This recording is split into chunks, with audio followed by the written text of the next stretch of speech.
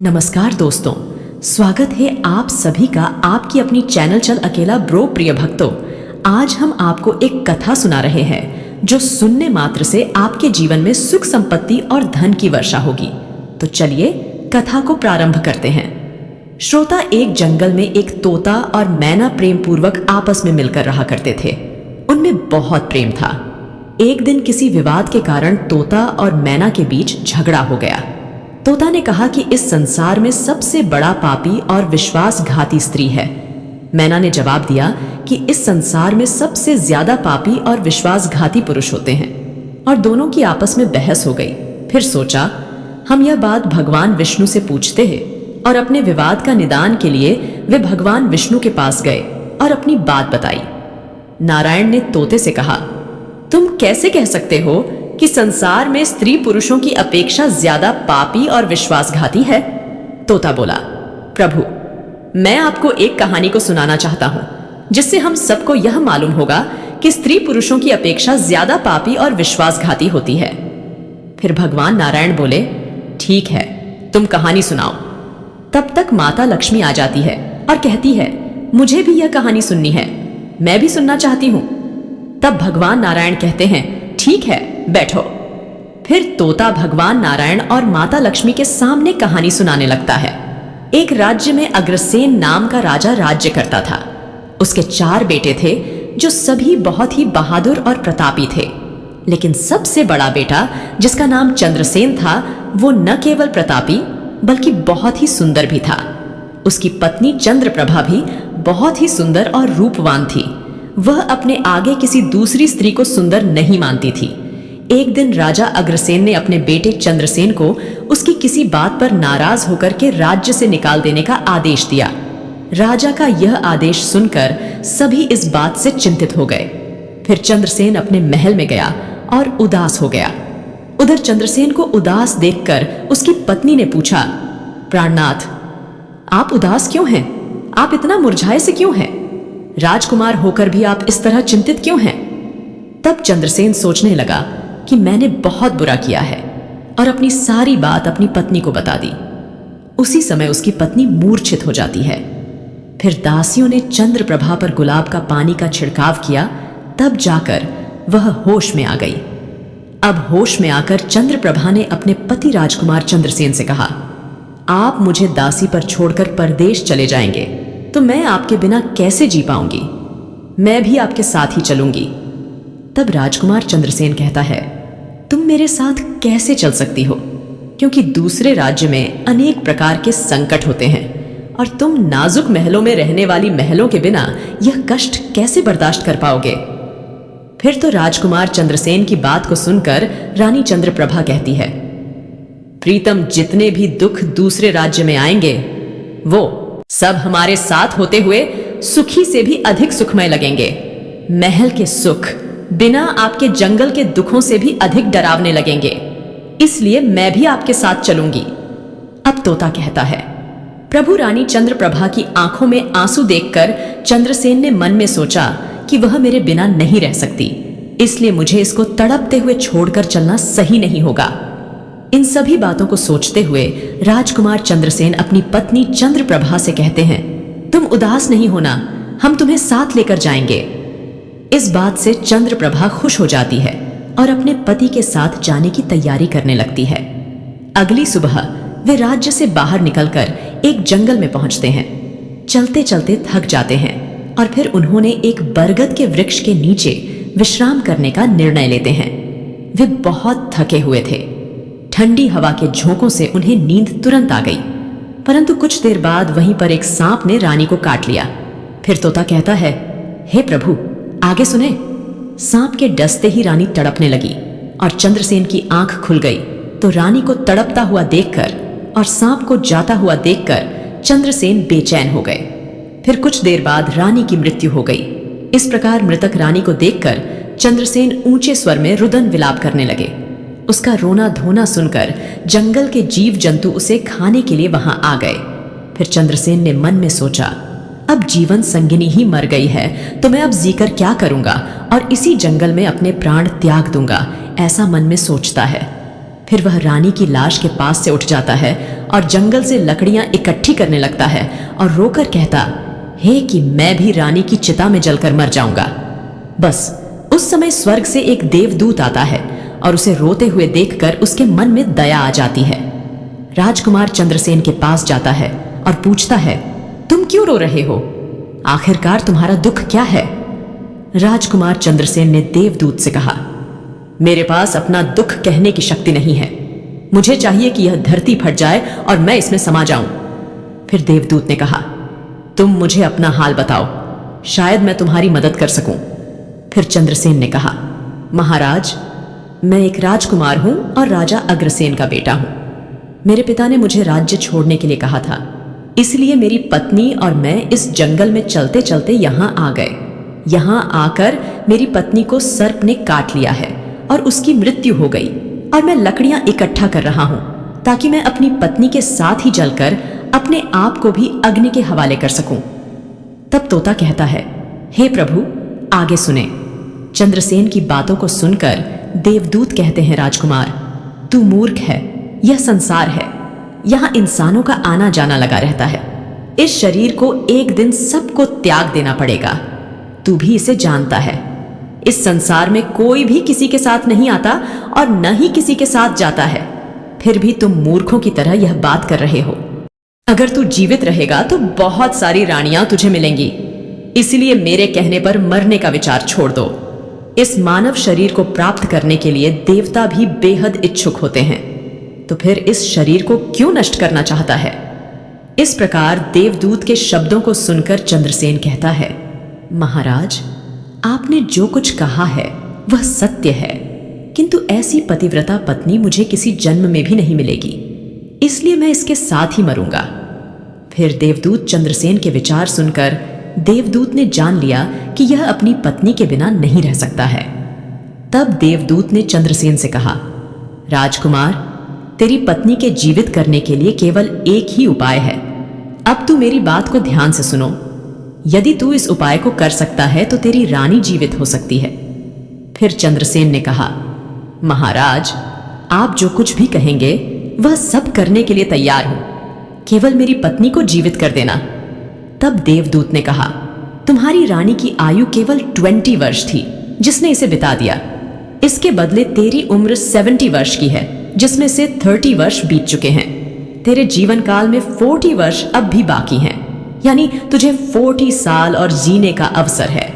यदि तू अपनी पत्नी को आधा अपने जीवन का समर्पण कर देता है तो तुम दोनों की आयु समान हो जाएगी। अगर तुम यह मान लो तो रानी जल्द ही ठीक हो जाएगी। इस तरह देवदूत की बात सुनकर राजकुमार चंद्रसेन ने कहा, मुझे मान्य है। फिर देवदूत ने चंद्रसेन के हाथ में पानी दिया और 20 वर्षों तक रानी के पैरों पर पानी डालने का संकल्प लिया। अब जैसे ही चंद्रसेन ने संकल्प किया कि वह जल को रानी के पैरों पर डालेगा, देवदूत ने कह दिया, पानी को पैरों पर डालने से पहले मेरी एक बात को ध्यान से समझ लो। इसमें एक गुप्त रहस्य भी है। अभी तो तुझे रानी की आवश्यकता है, तुम पानी डालकर उसको बचा सकते हो, लेकिन भविष्य में अगर रानी की आवश्यकता नहीं पड़ती है तो तुम अपने संकल्प को वापस ले सकते हो, और जब तुम वह संकल्प वापस लेते हो तो तुम्हारी रानी को तुरंत ही मौत हो जाएगी। परंतु एक बात हमेशा याद रखना, इस संकल्प को कभी वापस न लेने की बात रानी से कहना मत, वरना तुम अपने संकल्प को वापस नहीं ला सकोगे। हमेशा याद रखना, जीवन में कुछ बातें हमेशा छिपा कर रखनी चाहिए, क्योंकि कभी कभी ये बातें काम आ सकती हैं। फिर तो ऐसा कहकर और उस रानी के सामने आकर वह देवदूत जो थे अंतर ध्यान में चले गए। तब चंद्रसेन रानी से कहता है, आप सो गई थी, मैंने आपको नहीं जगाया। फिर चंद्रसेन कहने लगा, तुम बहुत थकी हुई थी, इसलिए मैंने तुम्हें नहीं जगाया। इस प्रकार राजकुमार चंद्रसेन ने अपनी रानी से सारी बातें छिपा दी कि सर्प ने तुम्हें काट लिया था और तुम मर गई थी। मैंने तुम्हें फिर जीवित कैसे किया है? ये सब राजकुमार ने अपनी पत्नी से छिपा लिया। फिर तोता बोला, प्रभु। फिर वो दोनों आगे बढ़ गए। कई दिनों बाद उन्होंने एक बहुत ही सुंदर स्थान देखा। वहां पर एक फकीर की कुटिया थी। जब वे वहां पहुंचे तो उन्होंने देखा कि एक सुंदर युवक फकीर हुक्का पी रहा था। वे दोनों बहुत ही थके हुए थे, इसलिए वे फकीर के पास बैठ गए। उस समय राजकुमार ने रानी से कहा, रानी, हमें प्यास लगी है, हम कुएं पर जाकर पानी पीते हैं। अगर तुम भी प्यासी हो तो तुम्हारे लिए भी पानी ले आते हैं। तब राजकुमार की बात को सुनकर रानी ने कहा, मुझे तो प्यास नहीं लगी है, आप जाइए, पानी पिए, फिर वापस आइए। इसके बाद रानी का जवाब सुनकर राजकुमार चंद्रसेन एक लंबी रस्सी लेकर कुएं की ओर गए। चंद्रसेन पानी पीने पहुंचे तो राजकुमारी चंद्रप्रभा उस फकीर की ओर देख रही थी। चंद्रप्रभा फकीर की सुंदरता को देखकर उस पर मोहित हो गई, अर्थात वह उसको दिल दे बैठी थी और फकीर से कह रही थी, फकीर साहब, आप यहां बहुत खुशी से रहते हैं। फकीर ने कहा, तुम भी मेरे साथ रह सकती हो, लेकिन तुम्हारे पति भी साथ में है, तो कैसे तुमको रख सकते हैं? इसके बाद राजकुमारी चंद्रप्रभा ने फकीर के सामने अपनी प्रेम लीला प्रकट की तो फकीर ने कहा, मैं एक उपाय बताता हूं, तुम अपने पति को जिस कुएं में पानी पीने गया है तुम उसी कुएं में धकेल देना, फिर जो होगा हम देख लेंगे। फिर तो फकीर की बात सुनकर चंद्रप्रभा ने कहा, ठीक है, मैं ऐसा ही करूंगी। कुछ ही देर में राजकुमार चंद्रसेन पानी पीकर रानी के पास आया तो रानी कहने लगी, मुझे भी अब प्यास लग रही है, कुएं पर वापस चल करके मुझे भी पानी पिलाओ। तो राजकुमार चंद्रसेन बोला, मैंने तुमसे पहले ही पूछा था और तुमने मना कर दिया था। खैर, अगर तुमको प्यास लगी है तो मैं अभी पानी लेकर आता हूं। तब चंद्रसेन पानी लेने चला तो रानी भी उसके साथ चल दी और कहने लगी, मैं भी तुम्हारे साथ चलती हूं। बेचारा चंद्रसेन तो उसके प्रेम में पागल था, उसको क्या मालूम था कि ये मेरे प्राण लेने के लिए मेरे साथ आ रही है। श्रोता, वास्तव में विद्वान सच कहते हैं कि स्त्रियों के चरित्र को देवता भी नहीं जान सकते। मानव क्या चीज होता है, उनके जाल में अच्छे बुद्धिमान भी फंस जाते हैं। जब राजकुमार चंद्रसेन कुएं पर जाकर पानी भरने के लिए बाल्टी भरता है तो रानी ने अपने पति यानी राजकुमार चंद्रसेन को धक्का देकर कुएं में गिरा देती है और खुद फकीर के पास चली जाती है। वह फकीर रानी को अपने साथ ले जाकर एक राज्य में बस जाता है। वहां दोनों खुशी से रहने लगते हैं। फकीर ने फिर रानी को ऐसा नाचना और गाना सिखाया कि वह नृत्यांगना के रूप में मशहूर हो गई। धीरे धीरे वह राजकुमारी पूरे नगर में प्रसिद्ध हो गई। इस तरह रानी के नृत्य और गीत के कारण वह फकीर के पास लाखों रुपए बन गए। रानी भी उस फकीर के साथ मस्ती में रहने लगी थी। जिस समय रानी ने अपने पति चंद्रसेन को कुएं में ढकेल दिया था, तब संयोग से एक जंजीर जो कुएं में लटकी थी उसे पकड़ लिया था। चंद्रसेन ने उसको पकड़ा और कुएं में लटकता रहा। ईश्वर को याद करते हुए वह सोचने लगा, क्या यही मेरे प्यार की सजा है? और कुछ समय बाद बंजारों का एक काफिला वहां आया। काफिले में से एक बंजारा बाल्टी लेकर कुएं का पानी भरने लगा।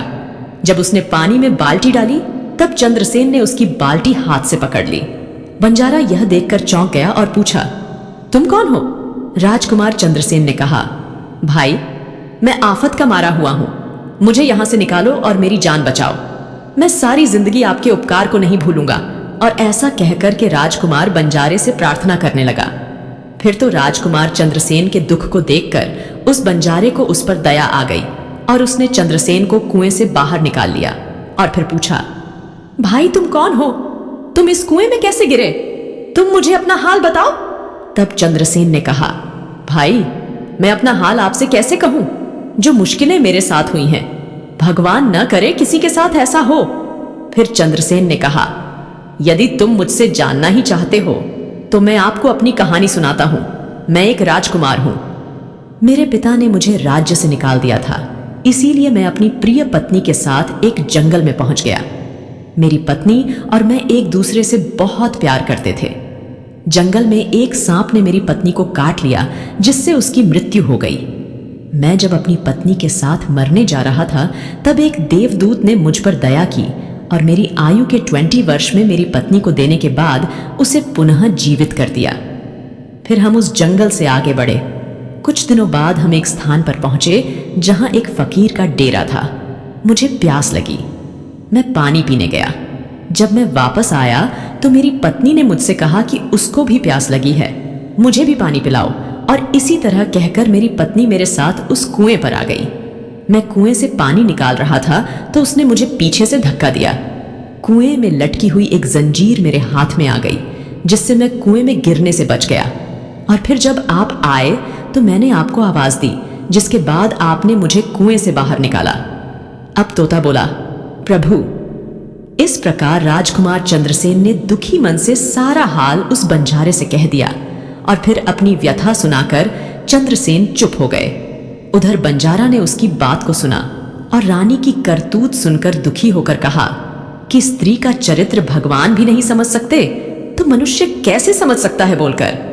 ऐसा कहकर बंजारा ने चंद्रसेन को सिर पर हाथ फेरा और कहा, तुम चिंता मत करो, भगवान बड़े दयालु हैं, वह तुम्हारी सहायता करेंगे। फिर उसने और कहा, तुम चाहो तो हमारे साथ कुछ दिन रुक सकते हो। राजकुमार चंद्रसेन ने उन बंजारों के साथ रहने को सहमत हो गया।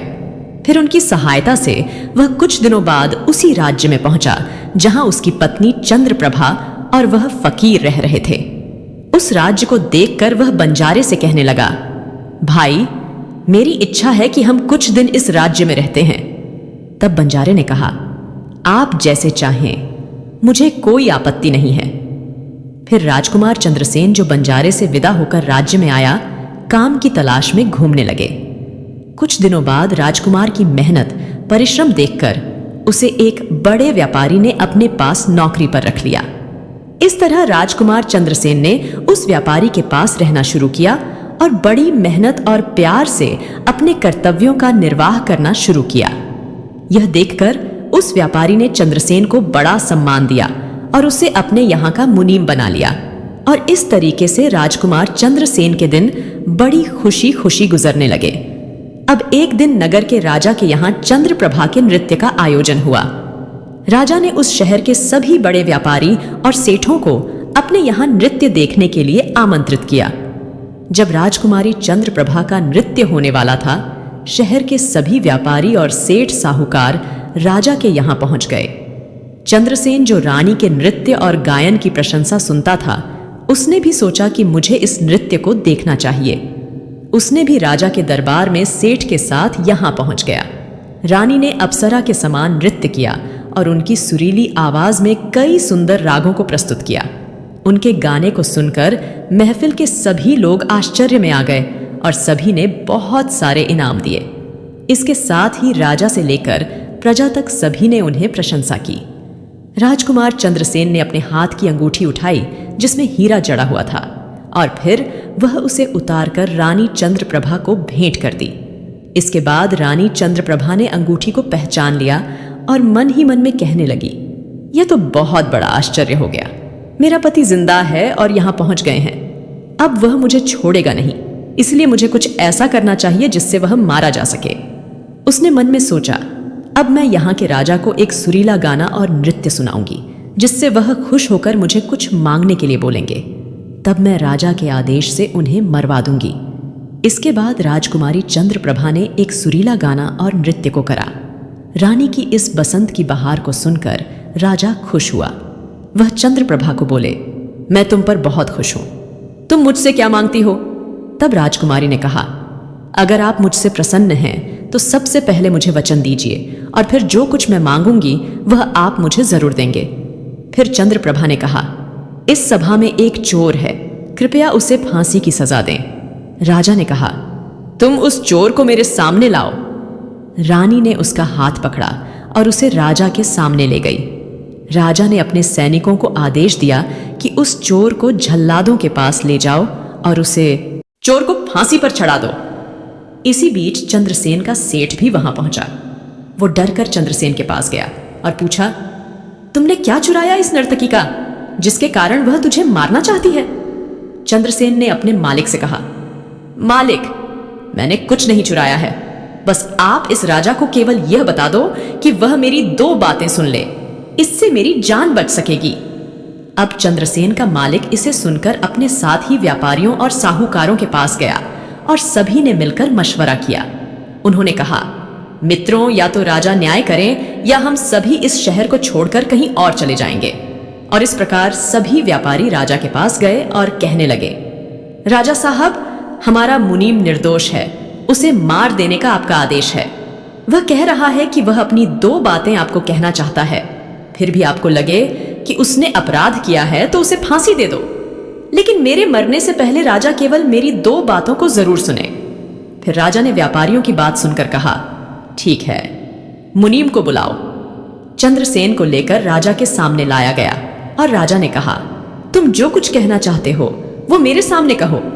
तब राजकुमार चंद्रसेन ने कहा, महाराज, मेरा क्या दोष है जिसके कारण आपने मेरी हत्या का आदेश दे दिया है? फिर उसकी बात को सुनकर राजा ने कहा, तू इस नर्तकी का चोर है? तो चंद्रसेन ने कहा, नहीं महाराज, मैं इस कुल्टा स्त्री का पति हूं जिसने कुएं में धकेल कर एक फकीर के साथ चली आई है। राजकुमारी चंद्रप्रभा ने समझ लिया कि बात बिगड़ रही है। तब राजा से कहती है, महाराज, मैं कुल्टा हूं, यह झूठ बोल रहा है। यह कौन है? मैं इसे जानती तक नहीं। यह तो मेरा चोर है। मैं सिर्फ इतना ही जानती हूं। फिर राजकुमार चंद्रसेन ने कहा, महाराज, ठीक है, अगर यह मेरी पत्नी नहीं है तो वो सब कुछ जो मैंने रास्ते में छोड़ा था वह मेरी अमानत के रूप में वापस कर दें। फिर चंद्रसेन रानी की ओर देखे।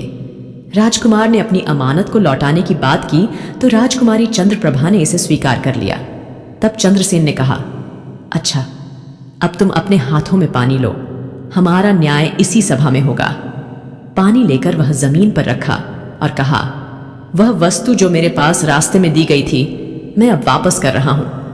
रानी ने भी पानी लिया और कहा, जो वस्तु इसने मुझे रास्ते में दी थी मैं अब वापस कर रही हूं। जैसे ही वह अपने हाथों का पानी छोड़ा, रानी के प्राण छूट गए। यह दृश्य देखकर वहां के लोग हैरान रह गए। राजा ने यह देख चिंतित होकर चंद्रसेन से कहा, यह क्या हो गया?